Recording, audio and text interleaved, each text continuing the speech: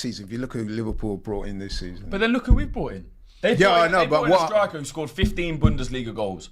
Yeah, and he scored less goals in his career than the striker we brought in scored last season. Right, we brought in one of the number one guys in Europe. Zubimendi was wanted by Barcelona. He's wanted by big clubs. We brought him in. Yeah. Liverpool wanted Zubimendi, by the way. Yeah, he did. And he said no. Yeah, we brought in other depth in other positions. They brought in Wirtz, quality. Will it translate to the Prem? He's 22 years old. He's quite a small guy. Probably will because I do rate him. 100% it will, yeah. Come on, man. We're doing good business. We're doing good. Yeah, we are. But how much have we closed the gap, Jack? Because yes, we got Gyökeres. We're all happy with. But how much of a gap? Sorry, I know I'm going on about it. But how much of a gap was there? Goals, finishing. Exactly. That's it. The amount of goals. We lost 4 games last season. They lost 4 games. But how many did they draw? The draws hurt us, right? But if you look at the head-to-heads against Liverpool last season, 2-2 at the Emirates when we were depleted. Even Gabriel then went off in that game. They still couldn't beat us. Yes, that's right. Miles Skelly came on for his debut in that game. They still couldn't beat us. That's right. End of the season, 2-2 at Anfield. They still couldn't beat us. But what about the rest of this? There's other teams you have to play in the Premier League, so it doesn't matter really about the head-to-head, and that's where we fell short.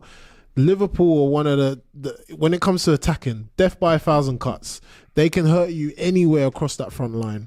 If we have if Saka's injured, for example, or Odegaard is out or whatever, that's it. Where else are our goals going to come from? You can take Ekitike out, and then you'll have Salah who can score. You got Gakpo you can put on. You got Florian Wirtz. You got Szoboszlai. There's so many goals that are coming from all over. Is right. We didn't. That's what we weren't that far off Liverpool at all. They couldn't beat us. No, I don't. I don't think we were. And listen, Liverpool won that. Look, come on now. Let's not be revisionist. No, hear me out. Liverpool finished that league campaign 10 points ahead of us. Easy. Like they'd effectively won the league about 3 or 4 games before that. Even before the 10-point lead. They were on the beach for the last 3 or 4 games of the season. Make no mistake, although we finished second, we wasn't really challenging in the classic way. No, yeah. Maybe not the classic way. I agree with that. And what I'm saying is, whilst I agree with a lot of what you said, Christian, I would say this. We have had a very good window. That's a fact. But so have Liverpool. Why are you going down so easy? If they get Isak, they've arguably had a better window. Because let's face it, Isak was our first choice. Without doubt. So what I'm saying is, so if we've had a good window and they've had an even better window, have we really closed the gap? But this is the thing. I don't think there was that much of a gap. Yeah, exactly. To start with, they were better than us in the Prem last season. I'm going to say it. They deserved to win it. They could have won it by more points. But you have to factor in the injuries with our team, with our starting 11 fit last season and the depth. It was even. I just mentioned head-to-head games, 2-2 with a depleted squad at the Emirates. They couldn't beat us. Yes. Right? We lost 4 games. They lost 4. It's not like we lost 8 games and they lost 2 and we drew 15 and they drew 3. The draws hurt us, dropping points from winning positions. That's true. Right? Going on all fronts where our squad was completely depleted. We went deep in the Champions League. Yeah. Right? Injuries hurt us, and the transfer window last summer hurt us. You look at what we did with our front three. They essentially we had the equivalent of Curtis Jones, Federico Chiesa, and Gakpo as a front three for the entire second half of the season, because we were playing Moreno up front, Sterling on the left, or Tierney. I would prefer Chiesa than Mount. Oh yeah, it's still probably better. But the thing is, you're saying that.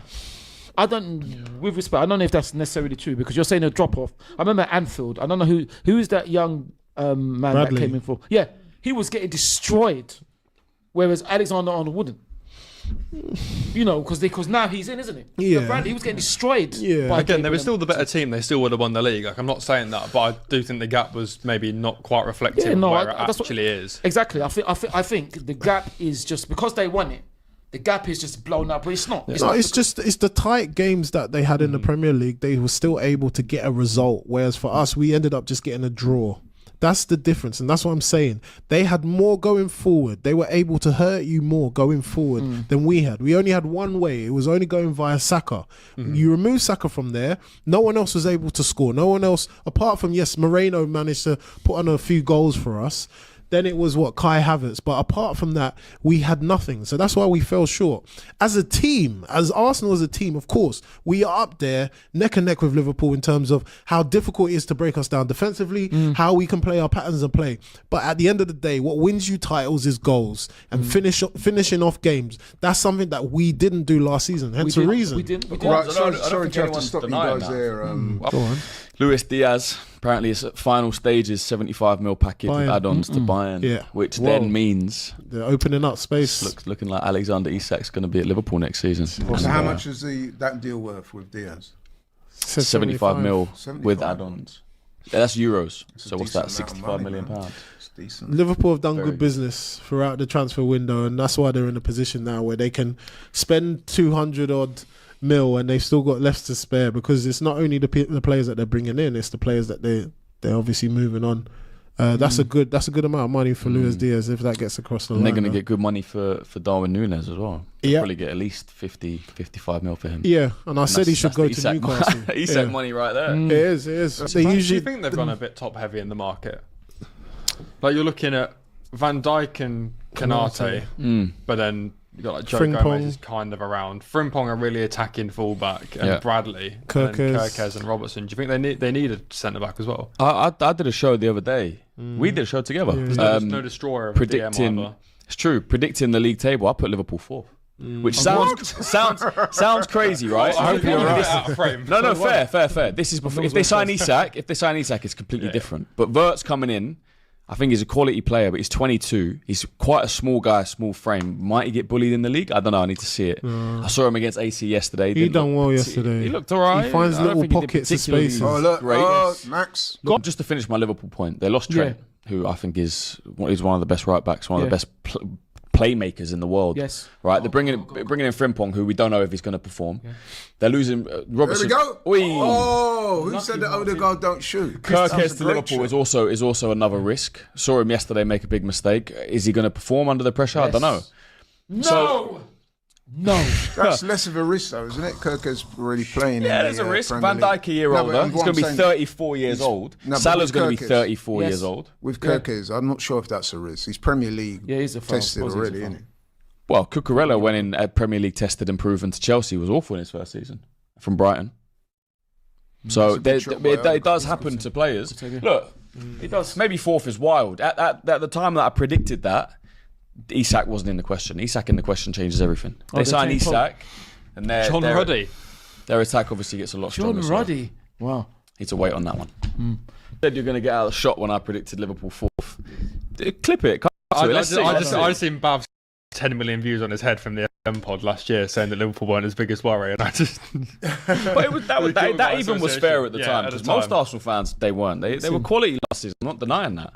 But what's your top four? This is his opinion. If you're going early on it, I'm still going Liverpool to win it. Okay. But if they get Isak, I probably. I see your point, and there's also wholesale changes when you change both your fullbacks and you change your star midfielder. Mm-hmm. You know, will Salah recreate what he did? I mean, I know people don't want the conversation, but since he's signed the contract, he's not really scored. Yeah, but that's what I'm saying. Mind you, the whole team eased off. Back end of last season, he sort of didn't score in. Yeah, but we sort of Aubameyang. I'm not saying he's going to fall off, by the way. But will he hit like 30s, 40s again, or will he? Pretty sure he broke the record, didn't he, for most goals and assists in the Premier League season. I don't see him doing it again. I think he'll do well. Saliba, I think, was the best centre back in the world last year, probably in terms of consistent form across the season. I don't see him doing those numbers again. Yeah, because are they going to lose Konate? Is it going to have to be a new partnership at the back? Are they going to bring in Gahey? So then, 3 out of their 4 defenders changing? That's a big change. I saw them against Milan. They look quite open. The midfield, I think, is quality a lot. I rate McAllister, Gravenberch, Szoboszlai. Now they've added Wirtz. I still think there's changes, man. There's changes. Yeah. I still think they have that midfield that can be got at, though. I saw when we went there. Oh, lovely. That's lovely. Oh, lovely, but left foot dicky. No, when they came to the Emirates, I think we had the better of Gravenberch just physically. I think when PSG went there, they managed to overrun. So I think if I was them, I'd bring in like a proper DM, Just for some games, I could proper destroy her. But come on, man. 98% of their players were fit for 98% of last season. Yeah, exactly. Is that going to happen again? Exactly. No. What if Salah goes down in the first game of the season, or Van Dijk, or Frimpong, who you're bringing in? What if he goes down? Yeah. What